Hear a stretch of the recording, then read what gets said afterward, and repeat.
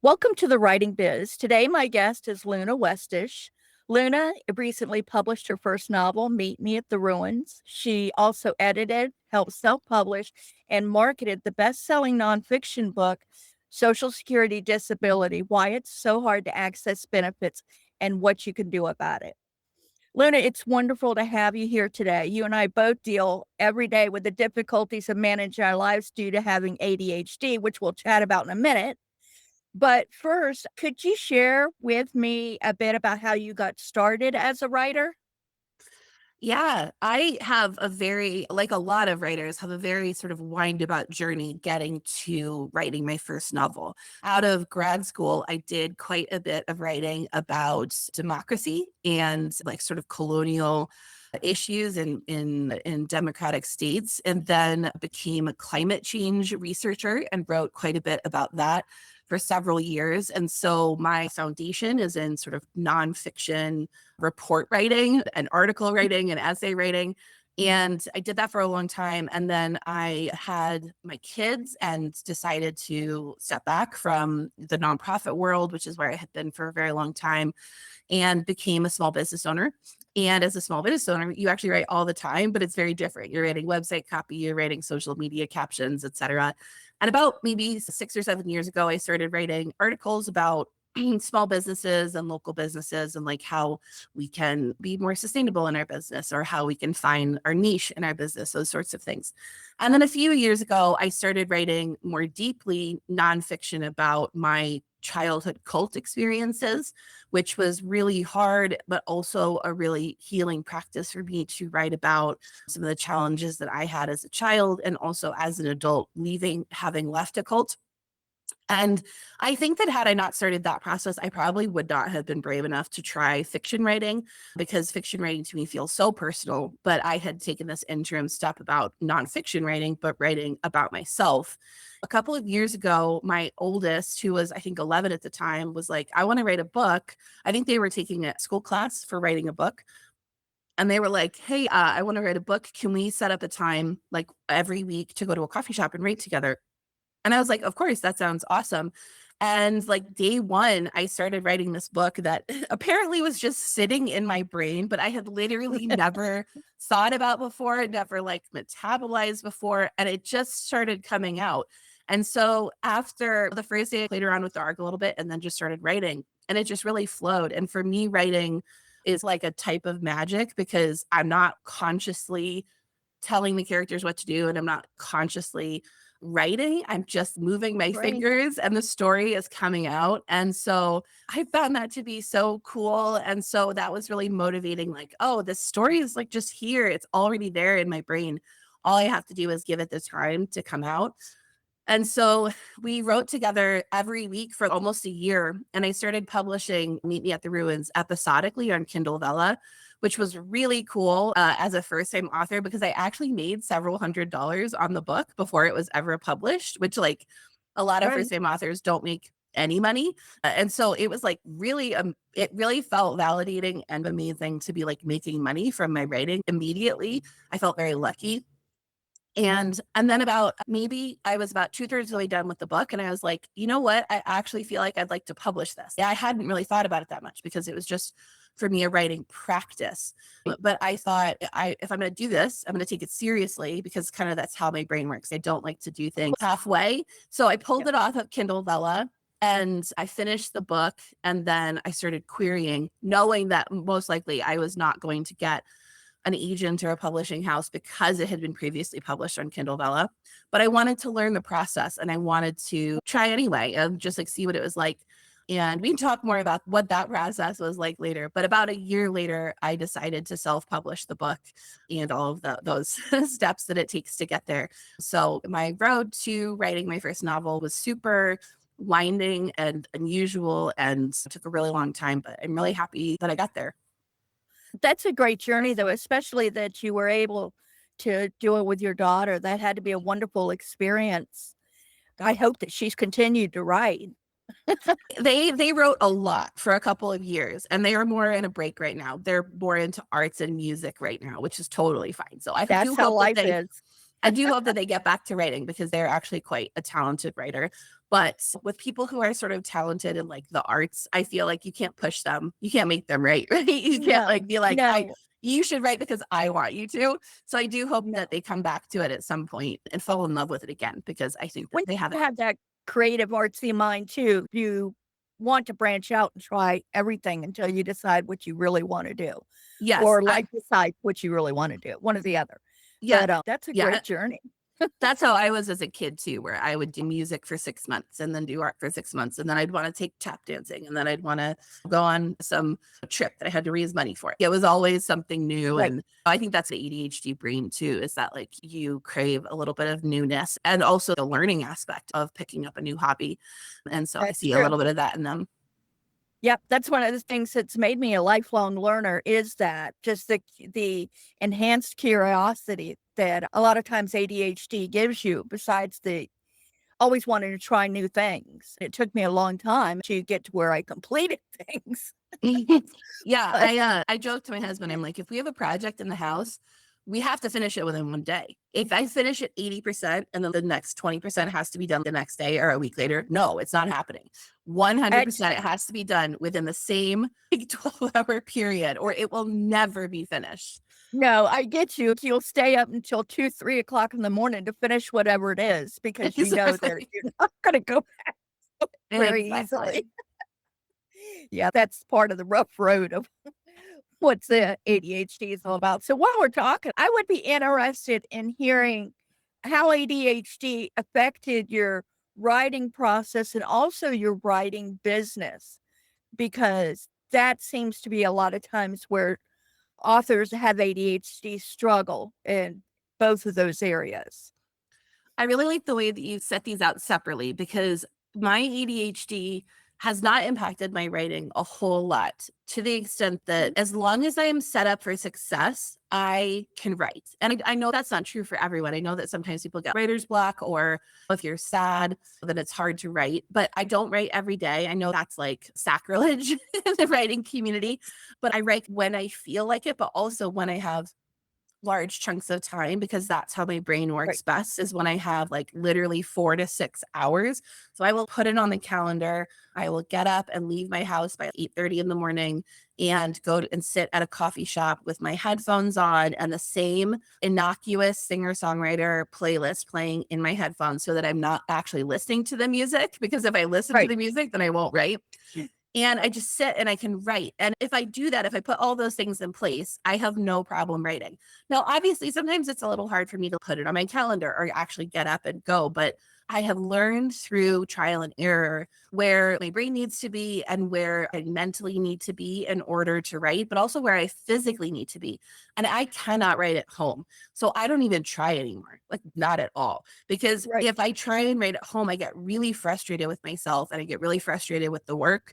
And I don't want to be frustrated with the work. I want to love the work. And so I basically just let myself have fallow periods where I don't write if I'm not feeling like it. And then when I right. am feeling like it, I try and make space in my schedule to have more time to write.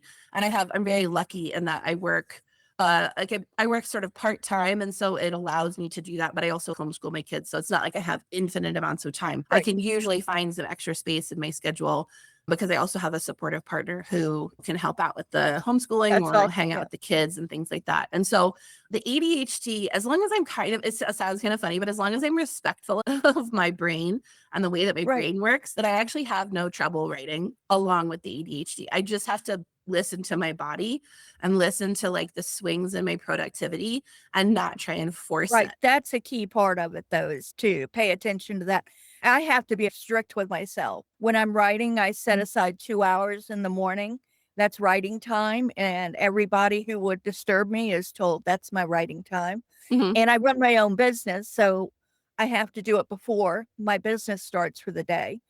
So it gets the early part out, but I have to be pretty strict about it, or I'm like, oh, well, I don't feel like it today, or I'm too busy today. And Mhm. then I put it off. And then the next day I'm busy too. And it just Yeah. becomes one of those things. Have to set yourself up for success. On the business side, I do struggle with a lot of the elements of the writing business. One of the reasons that I sat on my book for a year before I self-published it was one was that I was querying. I wanted to learn that process and dip my toes into that pond. Sure. But also, I was absolutely overwhelmed by the idea of all of the steps that it took to actually publish a book because as you noted at the top of the show, I helped my husband publish his book, which was very successful for it being like a self-published nonfiction wonky Mhm. book. It was really successful in part because he put a ton of work into it, but we did a ton of line editing and we formatted it ourselves and we had the huge to-do list of all the things we needed to do. And I managed his social media and all of these different things. And so I knew what it took to self-publish a book. And I was so overwhelmed by that. And it was like really the first time in my life where I had like a project that I really wanted to do, but like could not see a way through it. I was like, I want to do this, but I know that I might not make any money, right? Sometimes we have Right. money as motivation, like, oh, well, I'm going to do it because I know I'm going to make money on the other end of it, right? Like if you have a big client Right. project, you can kind of push through because you're like, I know on the other side of that, there's money. Sure. But with publishing a book, there probably won't be money, or there might not be money on the other side of pushing through all of that. So it was like, what is my motivation? And how can I like feel more motivated in doing the bigger part of this because the writing for me was not particularly hard. It took a long time, but it wasn't like that hard for me. But I knew that publishing was going to be really hard for me. Like formatting books across different platforms is like the bane of my existence. I hate it so much. I literally am like stressed out just talking about it. So I ended up in that year, like closer to the end of the year, starting to take some ADHD medicine because I thought if I'm really having this much trouble, like with the sort of the inertia of like not starting this project, maybe this is a shift for me. Maybe I do need some support here. And I had talked to a lot of friends that were around my age. I'm 43. So at the time I was like 40, 41. And a lot of Mhm. friends my age were like, this was a time where my motivation really shifted and my productivity really shifted. And so they were like, here's what medicine helped me. Here's what practices helped me. So it was really great to have people who were willing to share that with me.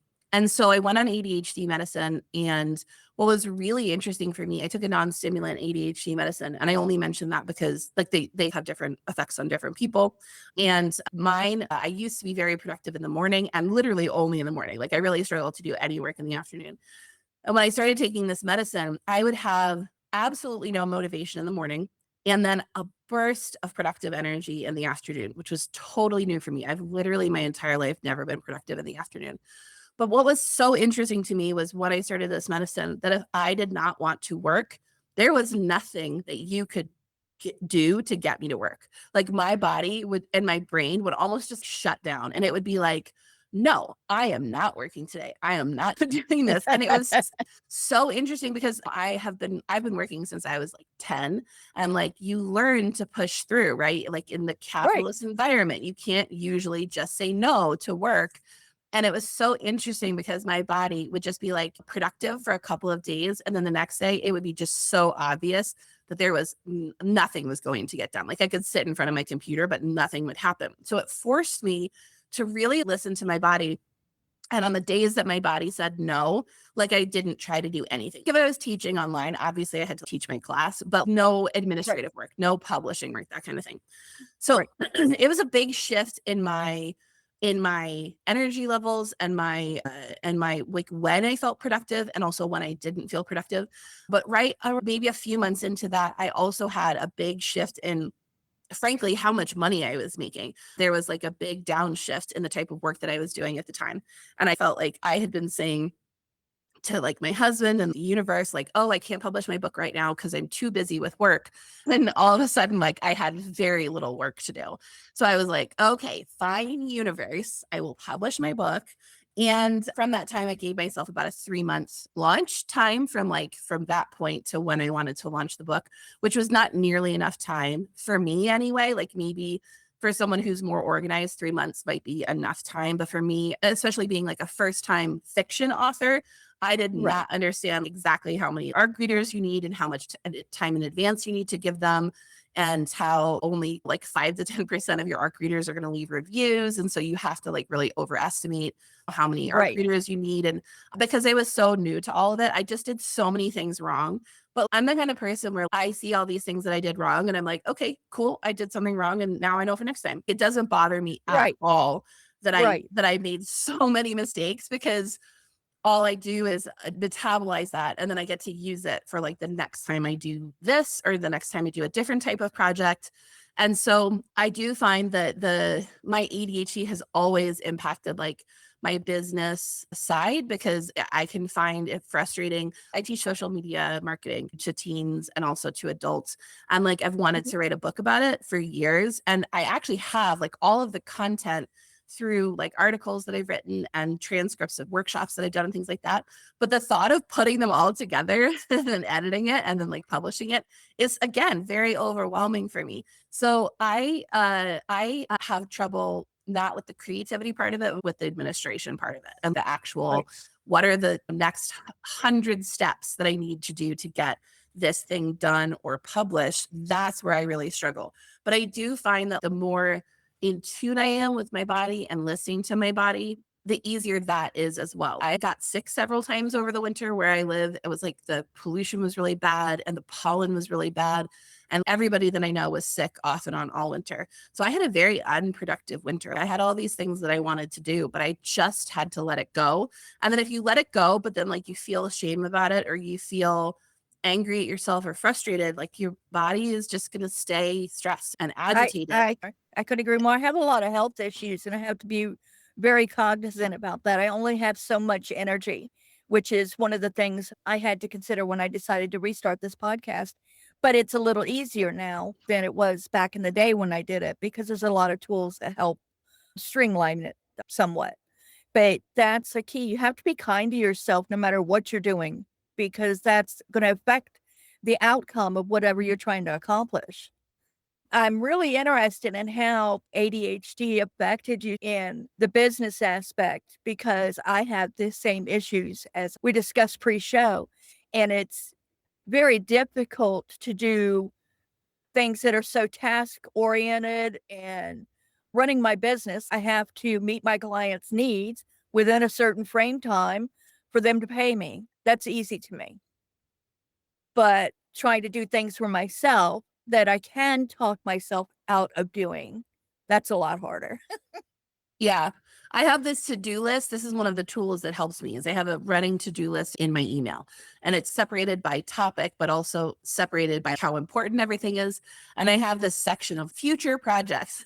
There's like 6 Right. things that I want to do, but it's been carried forward on my to-do list for like 3 years now, right? I do struggle to finish or start projects that I know requires so many steps to finish. Like in my house, if I need to do a project, I have to finish it in one day or it will never be finished. I can't finish it 80% and then come back to it the next day and finish it. And so when I have projects that require me to do something consistently over like a 3-month period, that's the hardest thing for me of everything that I have to do. Like I'd rather do my taxes because I can do my taxes in one sitting, right? It's consistency of knowing that I have, let's say I want to publish this social media book. Okay, there's like 20 steps to get to the point where I'm ready to format it. And then there's 30 in formatting it. And then there's 3 platforms I would publish it on. And then I have to have a social media presence for that.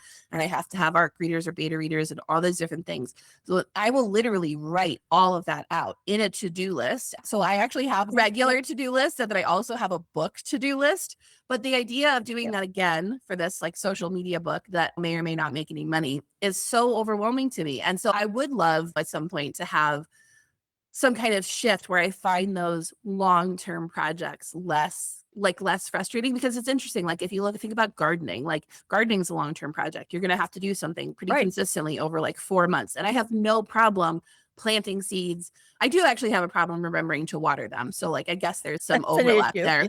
But like Right. generally, like you're happy to just keep watering it and weeding and things like that because you know that the end result is going to be really lovely. So Right. it's interesting that when it comes to like work and publication in particular for me, is so hard because I do see other areas of my life where I don't struggle so much with like the long termness of a project. But yeah, I keep coming back to that issue with like the way that my brain works, where I just don't like. My sister wants to write a book, and she's like, I want to write a book, and it's going to be an anthology, and I'm going to have 20 other people like also write, and then it's going to be turned into like a Netflix series. And I'm like, what? Like that is not how my brain works. Like there's so many pieces to that project, but she sees this whole like huge 10-year vision. And I struggle with like Yeah. the 3-month vision, you know what I mean? And so it's Right. so interesting to me. Like I do have to be respectful of the way that my brain works, but I also want to do these long-term projects. So that's a place where I'm in right now that I haven't totally figured out how to do those longer projects that are like just me motivated. Like there's no one else being like, Right. hey, you need to do this, or hey, you need to finish this so I can pay you, etc. Right. I'm medicated as well. For the podcast, I have to do what I call process sheets. So I break everything down into steps. There's a process sheet that I have for every episode that I check off. That way I can see progress and also know exactly where I am. So I don't have to spend 30 minutes thinking, what the heck was I doing yesterday? Because that's something I do. And then, like, the editing process, I have a whole process sheet for that, and all these things because it helps keep me organized and understand where I am and what I need to do next. Without those, it would be very difficult for me to do a project like this. I have to have those guardrails, even medicated. Luckily, medicated, I'm better able at putting together the process sheets. So there is that. But Hmm. with writing, I write better medicated because my focus is better instead of hearing every little sound or stopping to think, gosh, I need to do that when I get done, or all those things that we do. It helps me stay focused, like in a hyper type way for that 2 hours.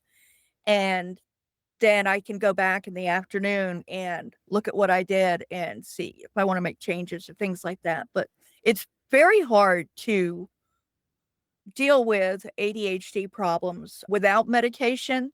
I mean, there's tricks. I did go years without medication. I'm old, so it wasn't a thing when I was growing up, and I did have all kinds of things that helped me, like a planner and notes. I write notes for everything, but it was rough because I have it pretty bad.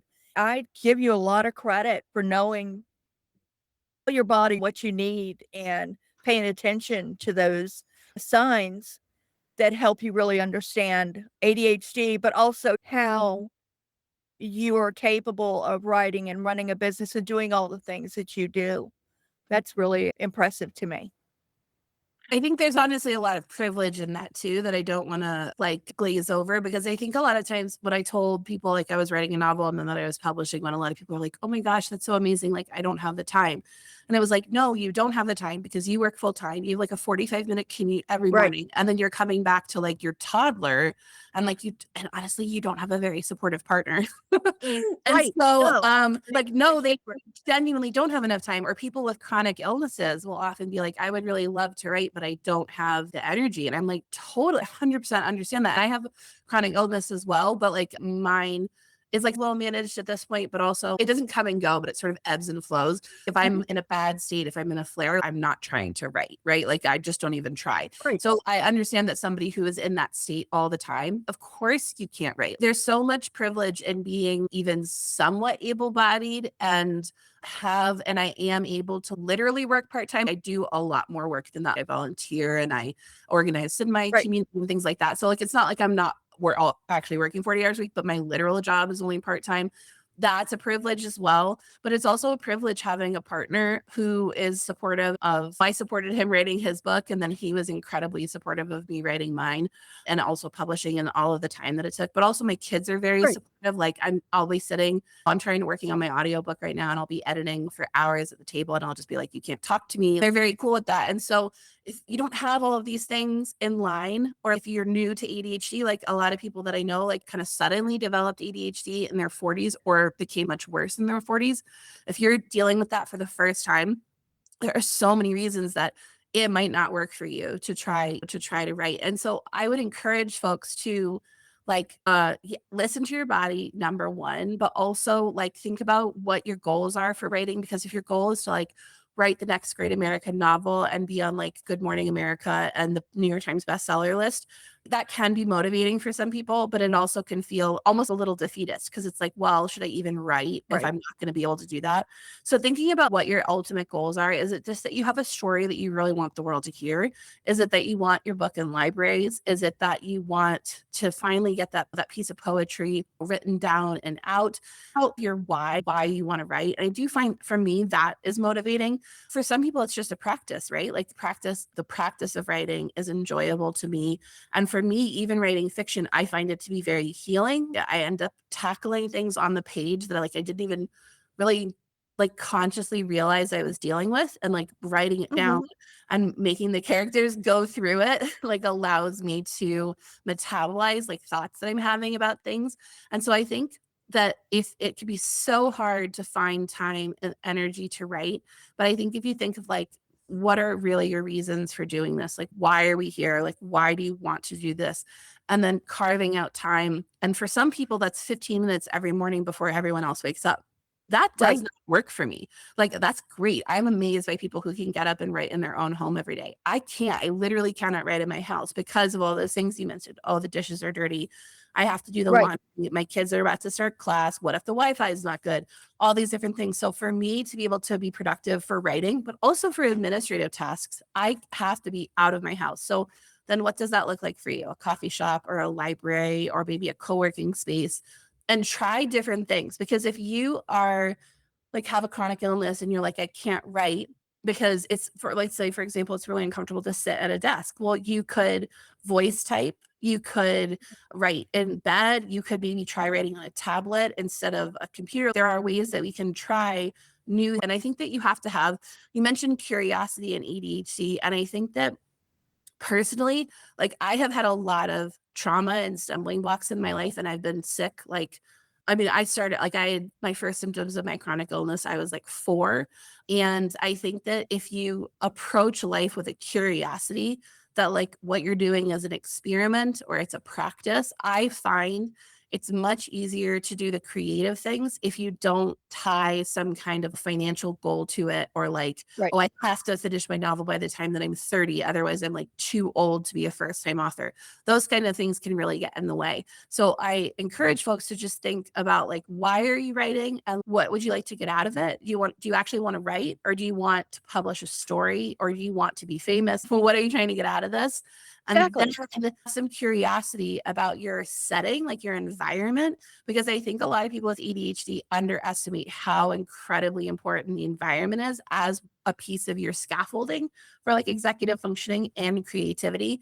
And I think that if I had listened to all of the books that are like write every day 15 more minutes before everybody else wakes up, I never would have written a book. So you have to just throw out all the advice that people have given you and just be curious about different places or parts of your house that you could write in, or maybe there's like a courtyard in your building you could try writing in, and just be curious about those and be curious about the times of day that you feel creative and productive. And then also, like you said, we talked about not having any shame. If all you did that day was do a voice note in your email about part of the arc, like that's amazing. That's an awesome like Right. place to get to in your day. Like that's cool. So I think that if we can like free ourselves from like the shame of the expectation of like productivity, and we can bring it back to the creativity, I and like the why are we doing this? I do feel like that's for me at least my sweet spot. If I'm stressing out about like the commercial prospects for this novel, I'm not going to be very creative. And so I have to kind of let go and be like, yes, this novel, like my next novel, would be probably much more commercially viable if it was more genre specific and if I use like more tropes and things like that. But then that's not the story that I want to write. So for me as a writer, and this is not true for everybody, I would rather write the story that I want to write, regardless of its commercial availability. Now, there are lots of writers who want to write commercially viable things and they go heavy on tropes and heavy on genre. Certainly. And that's cool. Like, I actually am very admiring of people that they can do that because I think that I get so drawn into the characters and pushed around by the characters that it's their story. And I don't want to force them to do anything that the characters don't feel like they would do. And so for Right. me, creativity is stifled if I think about, oh, I want an agent for this book, or I want to definitely have a traditional publishing house pick this up. That's very Right. stifling for my creativity. And again, that's not true for everybody. But I think that, yeah, we have to be curious. If we're not curious, if you're not curious as a writer, I'm not even sure how one would write without curiosity. I think we need to It, free our curiosity and let it run rampant and let it seep into every part of our work process, every part of our lives, and see everything that we're doing as a practice and as an experiment. And that, like, all you're doing right now is learning. And if you're learning, that's good. And if you made a mistake or if you failed, that's okay, because you learned something, and that we're going to bring that forward, and we're gonna learn something from that, and we're gonna move forward with a little bit of a better process this time. Also, once you make that decision that you're going to write a book, no matter what your intention is with it, you will have a shift in your life to where you're going to make time for the book, and you find yourself sometimes opening up your mind to learning more about the writing process and then the publishing process, all the different things. But it's that first idea that I'm going to write a book is where that shift starts to take place. And sometimes it happens fast for people and sometimes over a long period of time. But it's really important. That helps feed that curiosity and the passion, giving you the energy and the mental space to continue on with that project. I love what you said about the curiosity and really drilling down on what the things are that will help you write and the things that don't help you write and figuring out that best place for you to sit in to get the work done. And I also like to tack on to that. Part of my neurodiversity is that I really struggle with passing things off to other people, like delegating or even Mhm. hiring somebody to do something for me. But if that's not a stumbling block for you, that it can be such an amazing tool. So if you struggle with formatting like I do, you can pay somebody Right, to format your books for you. If you struggle with like building your own website, like you can pay somebody to do that for you, or you can use a pre-built template, right? There's a right. lot of tools that like honestly require money, or maybe sometimes I'm a huge fan of like barter. So I barter my services. So like Sure. I'll do headshot photography for someone and then they'll build a website for me or something like that. Like not a big one, Mhm. but a front page kind of thing. Maybe if you don't have the financial resources, you can ask around, because sometimes people will build websites for free as part of like their college classes, right? Or Right. you can ask a friend who is an editor, say like, hey, I'd really like you to do a developmental edit. I know you charge $3,000, but could I pay you like 1,000 and then like I babysit your kids for this much? I don't know if this is true for all ADHD folks, but for me, it is so hard to ask people to do something for me, or to even pay them to do it. I do everything myself. And honestly, if I didn't have that, I feel like I could be actually a lot more productive if I could pass off the formatting, pass off the website, pass off like writing a press release, maybe those kinds of things. I could actually, that would give me more time and space to do the creative side, or the parts that I don't find so frictionful. And so I would say I think one of the pieces of scaffolding that we should have, and that I don't, I freely admit that, is being able to ask for help and also like subcontract things and pay people. I did pay somebody to do my book cover, because I didn't want it to be like, I didn't want it to be amateur. And like I'm an artist, but like a mediocre one. And so I wanted it to be awesome. And so I paid somebody to do that. But so for me, I was like, because I feel like I can't do that, it was easier to pay somebody. But like I can format and I can edit and I can do these things. So those are Right. harder for me to pay somebody, because I'm just very frugal, but also I'm a little bit of like a type A like perfectionist, where it's like if you do this and then it's not the way that I like, then I'm frustrated, or like it can affect our relationship, or those kinds of things. Right. So if you have the capacity or and the resources to pay people, or maybe the energy to do some kind of barter, or find beta readers online, or somebody, a beta reader who likes to also do like a little bit of story developing, those kinds of things, that can be so helpful in getting past those points of friction. But we have to be like willing to do that. And for me, that's so hard. It's one of the things that I have struggled with as a small business owner for literally 15 years, is delegating and paying people Right. to do things for me. I'm really bad at it. So it's something I'm still working on. Even I have control issues around that myself. I have a program called Marvelism. It's 5 AI agents that help me run my business.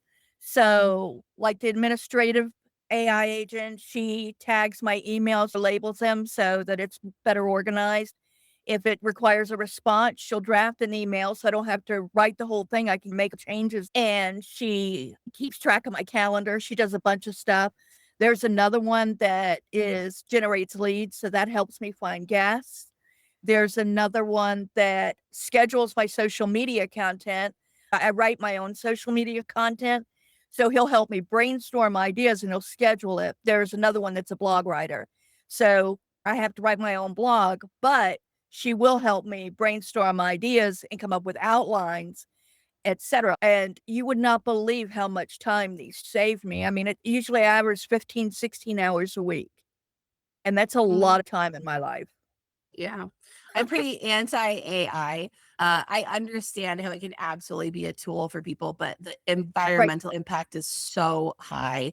And also the impact on local businesses is incredibly high. New studies are showing that when we pass off tasks to AI, like basically we're letting our brain atrophy a little bit.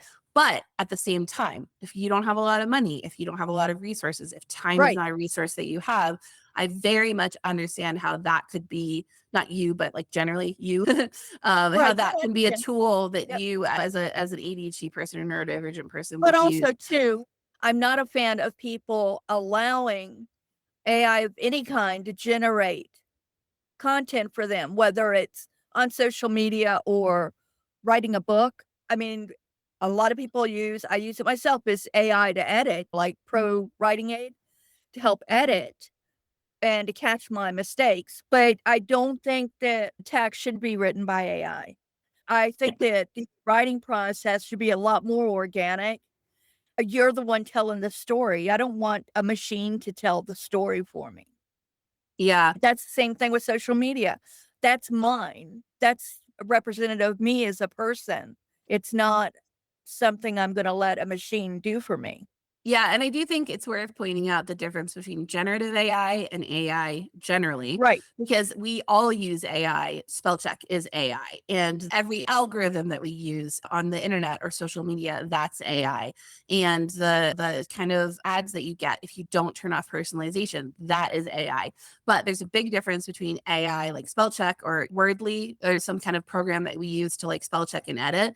There's a big right, difference between that and its impacts versus generative AI and its impact. So when I said I'm anti-AI, what I meant was that I'm anti-generative AI. The book covers that people generate, or like where I live right now, there are so many social media posts and like events and things like that where they are clearly AI generated. They all look the same. And it's such a disservice to like local graphic designers or people learning their own skills of how to set something up in Canva. It just makes me sad because I think we're losing creativity. We're also like literally taking work away from small businesses. And so I think that this is like a trajectory that I would wish that we're not on.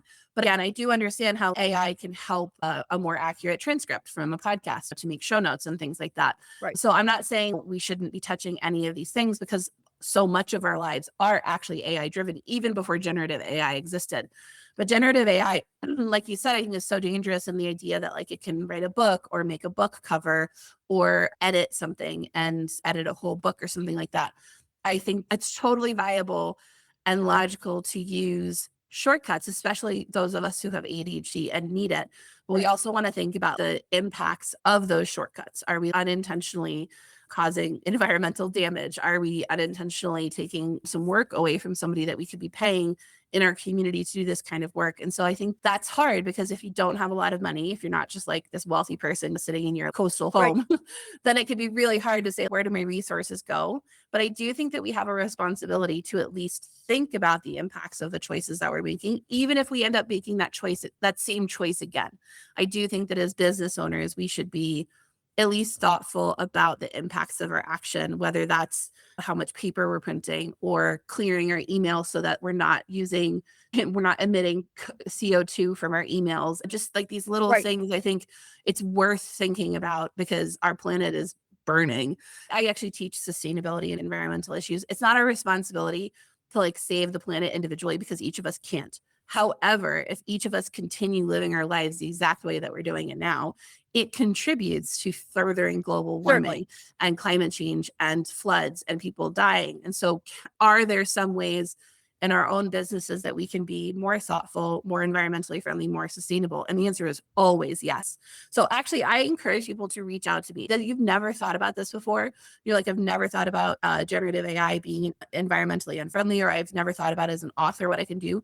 Reach out to me. I'm Luna Westish on a bunch of different platforms, and we can talk about it and talk about your specific business and maybe what you can do to start thinking about these things, because I think it's so important. And I think it's something that we miss as writers, is the opportunity to be a little lighter on the planet. And oftentimes being a little lighter on the planet also means digging a little deeper into your local economy and your local business Right. community. And that's a really great side effect.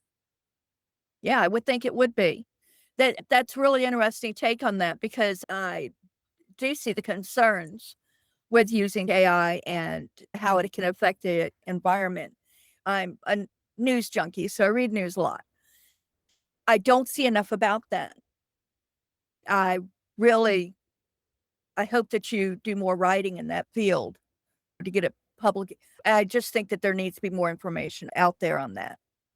I actually wrote a grant application to help me write a book about climate change and how Really? individuals can push projects in their communities, even if their communities are quite conservative or not interested in environmental sciences, how we can push, like put forward projects and Right. then get support for them on other issues like the economy or equity or prosperity or public health. Because so many projects that communities can do to reduce their CO2 emissions have so many other amazing benefits. But as soon as you mention climate change, a lot of folks will shut down and not want to talk about it or not support a Right. project. And so I don't know if this book is ever going to get written, because I actually have been thinking about this book for literally like 20 years. But I hope at some point I have the opportunity to sit down and really write this book, because it's very research heavy, which is why I haven't. It's like 40 Right. hours a week for an entire year project. I think that we need to be really creative in the way that we like advocate for things in our community, because we are in such a position point of division, and there are so many people who will just like completely turn off listening to you if they're talking about the environment, Right. climate change, and things like that. And I think there's such an opportunity to sort of shift our perspective and say, well, if this makes it for me that people aren't hearing me, then how else can I promote projects that do have positive climate change impacts through other methods? And I don't see enough people talking about that. And so I would really love to write this book about sometime, but I do need somebody to just give me a lot of money. Yeah. Well, you do because it's just that's not. I mean, novel writing is different. Like you can do that on your own time, and it's a. But when you get into even novel writing, then there's an incredible amount of research. It becomes a full time endeavor. I wish you the best success with that because that would be really helpful. And I'm a firm believer, Luna, and I'm sure you are too. Things happen when they're supposed to happen. So don't give up on it. It'll happen when it's ready to. I hope so. I'm mildly optimistic. Well, I'll be more optimistic for you. Thank you. That's always helpful. I think we're going to go ahead and wrap up. I could talk to you all day.